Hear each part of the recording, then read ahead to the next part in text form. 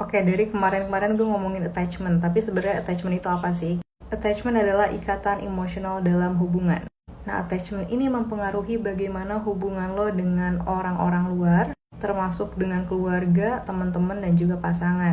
Nah, gue udah sempet bahas apa aja sih yang mempengaruhi lo punya attachment tertentu. Sekarang gue akan bahas gimana caranya agar lo bisa keluar dari attachment yang tidak sehat menjadi secure atau attachment yang sehat. So hi, I'm Kat and I'm helping you to be the best version of yourself.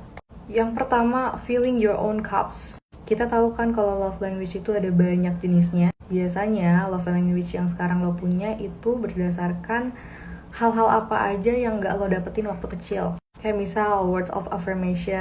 Dulu lo mungkin kurang diapresiasi sama orang-orang terdekat lo, jadi lo merasa membutuhkan itu karena waktu kecil lo gak ngedapetin itu. Nah, dari sekarang mulai cari tahu dulu tuh lo orang kayak gimana sih. Bongkar lagi luka masa lalu yang belum tuntas. Nah, buat ini lagi-lagi gue saranin untuk mulai melakukan inner child meditation, jadi lo tahu luka batin lo tuh di mana sih. Terus yang kedua, gue mengubah cara kerja otak gue. Gue mengingatkan diri gue sendiri kalau misalnya semua orang di luar diri gue itu sama sekali bukan punya gue. Gue gak punya hak kepemilikan atas keputusan mereka dan keinginan mereka. Semua orang punya hak yang sama untuk menentukan dengan siapa mereka pengen pacaran, dengan siapa mereka ingin temenan. Dan sangat nggak apa-apa kalau gue bukan orangnya. Terus juga gue menghindari berpikir kalau gue itu kurang. Untuk itu gue ngebenerin self-concept gue. Gimana cara gue memandang diri gue sendiri. Yang gue lakukan adalah gue bilang ke diri gue sendiri kalau misalnya gue itu penting dan sepenting orang-orang lainnya. Gue ini adalah orang yang layak dicintai dengan cara yang sehat.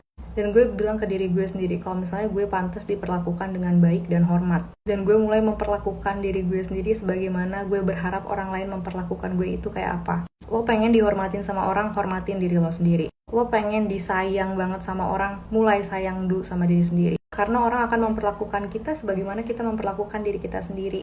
Just like a mirror, it's a reflection. Yang ketiga, gue mulai mempunyai standar. Percayalah dengan memiliki standar, lo akan menghindari diri lo untuk melewati pengalaman-pengalaman buruk dan orang-orang buruk. Misalnya, kriteria apa aja sih yang dibutuhkan untuk jadi temen gue? Kriteria apa aja yang gue butuhkan dalam pasangan?